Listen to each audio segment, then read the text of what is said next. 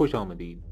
ملک کے قانون نافذ کرنے والے اہلکار اپنے فرائض کی انجام دہی کے لیے اپنی جان پر کھیلنے سے بھی اجتناب نہیں کرتے، لیکن انہی قانون نافذ کرنے والے اہلکاروں نے ساہیوال میں ایک خاندان کے کئی افراد کو انہی کے معصوم بچوں کے سامنے قتل کر کے ظلم و بربریت کی ایک نئی داستان رقم کر دی۔ یہ کہانی ہے ساہیوال فائرنگ کیس کی۔ مزید آگے بڑھنے سے پہلے ہماری ویڈیو کو لائک کریں، چینل کو سبسکرائب کریں اور مزید ایسی ویڈیوز دیکھنے کے لیے بیل آئیکن کو پریس کر دیں۔ 19 جنوری 2019 کو محمد خلیل اپنے 4 بچوں اور خاندان کے دیگر افراد کے ساتھ جا رہا تھا۔ اس کا ایک دوست اس کی گاڑی چلا رہا تھا۔ یہ سب افراد سوزوکی آلٹو کار میں بورے والا اپنے کسی رشتہ دار کی شادی میں شرکت کرنے کے لیے جا رہے تھے۔ محمد خلیل ایک گروسری شاپ کا مالک تھا۔ اس کے 4 بچے تھے، بڑی بیٹی 13 سالہ اریبہ، بیٹا عمیر خلیل، دوسری بیٹی منیبہ اور سب سے چھوٹی بیٹی ہادیہ۔ خلیل کی بیوی نبیلہ اور خلیل کا دوست ذیشان، یہ سب لوگ گاڑی میں سوار تھے۔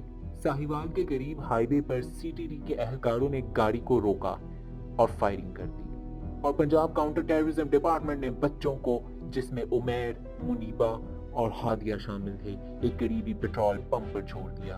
ابتدا میں CTD نے یہ موقف اختیار کیا کہ کچھ اغواکار بچوں کو لے کر جا رہے تھے، اور CTD کی ٹیم نے ان بچوں کو بازیاب کرایا، اور اس کارروائی کے دوران فائرنگ کے تبادلے میں خواتین سمیت اغواکار مارے گئے۔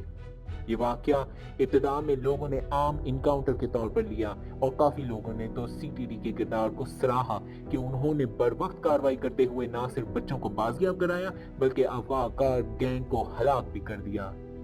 اس واقعے کے چند گھنٹوں کے بعد محمد خلیل کے بیٹے کی ایک ویڈیو وائرل ہوئی، جس میں یہ بچہ کہہ رہا تھا کہ مرنے والے اغواکار نہیں بلکہ اس کے ماں باپ ہیں۔ یہ ویڈیو جنگل میں آگ کی طرح پھیل گئی اور سوشل میڈیا اور مین سٹریم میڈیا پر مقبول ہو گئی۔ اس میں خلیل کا بیٹا عمیر سارا واقعہ بیان کر رہا تھا کہ وہ لاہور کوٹ لکھپت کے علاقے سے روانہ ہوئے اور اپنے چچا رضوان کی شادی میں شرکت کرنے کے لیے بورے والا جا رہے تھے کہ راستے میں کچھ پولیس والوں نے ان کی گاڑی کو روکا۔ پہلے تو سارے بچوں کو باہر نکال دیا۔ ان کا باپ خلیل پولیس والوں کی منت سماجت کرتا رہا کہ اس کے خاندان کو جانے دو اور جتنے چاہے پیسے لے لو، مگر ان پولیس والوں نے خلیل کی ایک نہ سنی۔ اس دوران اس کی بڑی بہن 13 سالہ اریبہ کو بھی گاڑی میں بٹھایا اور گاڑی پر فائرنگ کر دی۔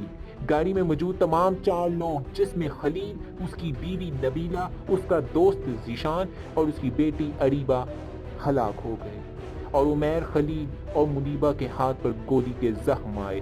صرف ہادیہ ہی بچی جس کو کوئی زخم نہ آیا تھا۔ اس ویڈیو کے وائرل ہونے کے بعد CTD نے اپنا بیان تبدیل کر لیا اور یہ دعویٰ کیا کہ ذیشان ISIS کا دہشت گرد تھا، جبکہ خلیل کی فیملی بے قصور تھی۔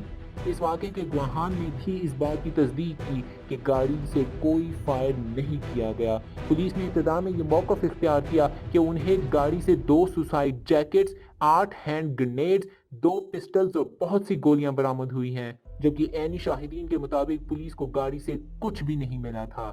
دہشت گرد قرار دیے گئے ذیشان کے بھائی کا بھی یہ موقف تھا کہ ذیشان سابقہ ڈولفن فورس کا نوجوان تھا، اور یہ ممکن ہی نہیں تھا کہ ایک دہشت گرد کو ڈولفن فورس میں شامل کیا جائے۔ یہ سراسر جھوٹا الزام ہے۔ CTD بھی بار بار اپنا موقف تبدیل کر رہی تھی۔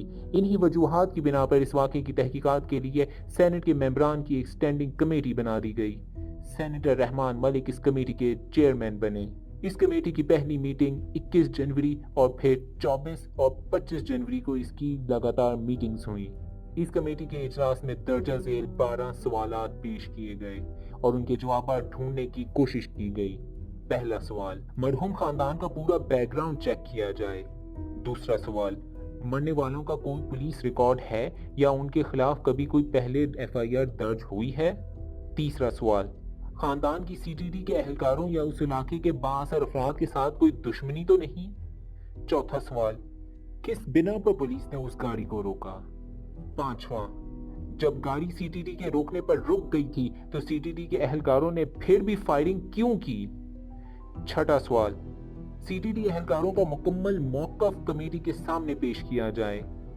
ساتواں، اس پولیس مقابلے کے اہلکاروں کا مکمل پولیس ریکارڈ پیش کیا جائے۔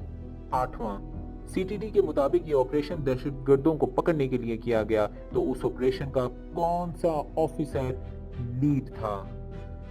9واں، مارے جانے والے خاندان کا پولیس سے پہلے کوئی جھگڑا تو نہیں ہوا تھا؟ 10واں، اس واقعے میں استعمال ہونے والی بندوقوں اور گولیوں کی مکمل فہرست پیش کی جائے۔ 11واں، پیمرا کو اس بات کا پابند کیا جائے کہ وہ تمام نیوز چینلز پر نشر ہونے والی اس واقعے کی ویڈیوز کو اکٹھا کرے اور کمیٹی میں پیش کرے۔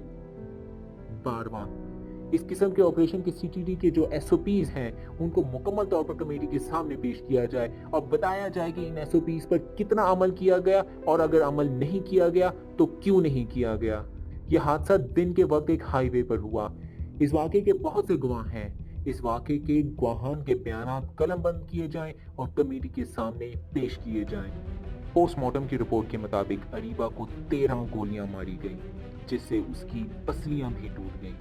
اس کے سینے پر بھی کئی گولیاں لگیں۔ نبیلہ کو 4 گولیاں ماری گئیں، 1 گولی سر پر لگی۔ خلیل کو 11 گولیاں ماری گئیں، 1 گولی اس کے بھی سر پر لگی۔ ذیشان پر 13 گولیاں ماری گئیں، 1 گولی اس کے بھی سر پر لگی جس کی وجہ سے اس کی کھوپڑی کی ہڈی چکنا چور ہو گئی۔ زندہ بچ جانے والے بچوں کی میڈیکل رپورٹ کے مطابق 6 سالہ منیبہ کے ہاتھ پر 1 گولی لگی جسے پولیس ابتدا میں شیشے سے لگنے والی چوٹ قرار دے رہی تھی۔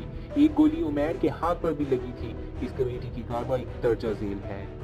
سینیٹر محمد جاوید عباسی نے کمیٹی کے اجلاس میں اس واقعے کے خلاف بھرپور احتجاج کیا کہ سی ٹی ڈی نے غیر پیشہ ورانہ طریقے سے اس واقعے کو سر انجام دیا اور پبلک میں اس معزز پیشے کی ساکھ کو متاثر کیا اور کسی سینئر ہائی کورٹ کے جج کی سربراہی میں ایک جے آئی ٹی قائم کی جائے تاکہ اس واقعے کی شفاف تحقیقات ہو سکے۔ چیئرمین کمیٹی رحمان ملک نے بھی اس واقعے کی تحقیقات میں انٹیلیجنس شیئر کرنے کو کہا کیونکہ ذیشان کو دہشت گرد قرار دیا گیا تھا مگر اس کے ثبوت نہیں پیش کیے گئے۔ کمیٹی میں اس بات کی طرف بھی اشارہ کیا گیا کہ ایک طرف تو حکومت پاکستان میں داعش کے وجود سے انکاری ہے اور دوسری طرف ذیشان کو خود ہی آئی ایس کا دہشت گرد قرار دے رہی ہے۔